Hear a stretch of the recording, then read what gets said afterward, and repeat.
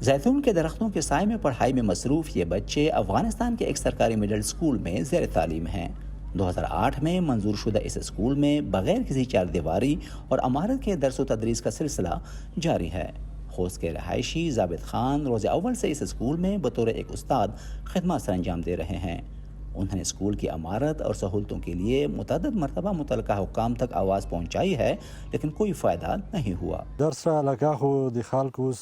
وقت گزرنے کے ساتھ ساتھ بچوں کا تعلیم سے لگاؤ کم ہوتا جا رہا ہے، کیونکہ یہاں تعلیم کے لیے سہولتیں نہ ہونے کے برابر ہیں، کیونکہ عمارت کے بغیر اچھی تعلیم حاصل کرنا ممکن ہی نہیں۔ مناسب عمارت، چار دیواری اور دیگر بنیادی سہولیات کے نہ ہونے کی شکایات صرف اساتذہ ہی نہیں بلکہ اسکول میں آنے والے بچوں کو بھی ہے۔ یہاں گرمیوں میں موسم گرم اور سردیوں میں شدید سرد ہوتا ہے، اور جب بارش ہوتی ہے تو ہم جلدی چھٹی کرتے ہیں، جس سے ہمارا بہت زیادہ وقت ضائع ہوتا ہے۔ اس کے ساتھ ساتھ ہمارے پاس تختیاں، کاپیاں اور کتابیں تک نہیں ہیں۔ پوری کلاس میں صرف 2 یا 3 بچوں کے پاس یہ کتابیں ہوتی ہیں جو کہ ہم مل کر استعمال کرتے ہیں۔ گزشتہ 2 برسوں میں اگرچہ سیکیورٹی صورتحال قدرے بہتر ہوئی ہے، مگر معاشی حالات تیزی سے تنزلی کا شکار ہو رہے ہیں۔ ضابط خان افغانستان کے بچوں کی تعلیم کے بارے میں فکر مند دکھائی دیتے ہیں۔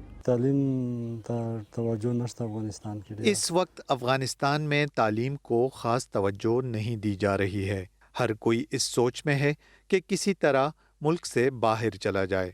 اس لیے یہاں کے لوگوں کے لیے یہاں ہی کوئی مناسب اقدامات کرنے چاہیے، کیونکہ افغانستان کو تعلیم کی اشد ضرورت ہے۔ سین خور مڈل اسکول صوبہ خوست کے مرکز سے تقریباً 25 کلومیٹر کے فاصلے پر واقع ہے۔ یہاں اسکول میں 2 شفٹیں چلتی ہیں، صبح کی شفٹ میں لڑکوں کی جبکہ دوپہر کی شفٹ میں لڑکیوں کی کلاسیں ہوتی ہیں۔ افغانستان میں 6ٹھی جماعت تک کی لڑکیاں اسکول جا سکتی ہیں۔ مشیطہ 4تھی جماعت کی طالبہ ہیں اور ڈاکٹر بننا چاہتی ہیں۔ تعلیم روشنی کی مانند ہوتی ہے۔ ہمارے اسکول نہ کھلنے کی صورت میں ہماری زندگیوں میں اندھیرے چھا جائیں گے۔ اسکولوں کا جلد از جلد کھلنا ہماری دلوں کی آواز اور ہماری آرزو ہے۔ طالبان کی طرف سے لڑکیوں کی 6ٹھی جماعت سے اوپر تعلیم پر پابندی کے حوالے سے اساتذہ بھی فکر مند ہیں۔ 4تھی، 5ویں اور 6ٹھی جماعت کی لڑکیاں اکثر کہتی ہیں کہ ان کے لیے اسکول، کالج اور یونیورسٹی تک تعلیم کی رسائی دی جائے، کیونکہ افغانستان کے لوگ بہت زیادہ غربت کے شکار ہیں۔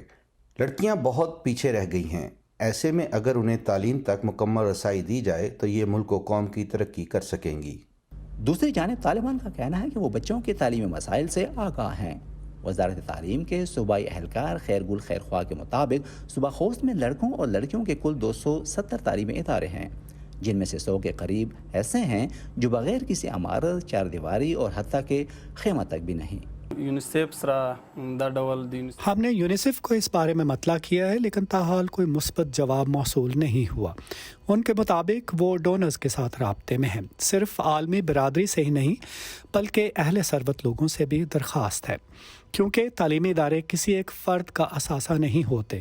اس بابت ہمارے ساتھ بہت زیادہ امداد کی جائے تاکہ ایسے تمام طلباء جن کی تعلیم گرمی، سردی اور بارش کے باعث متاثر ہوتی ہے وہ پوری ہو جائے۔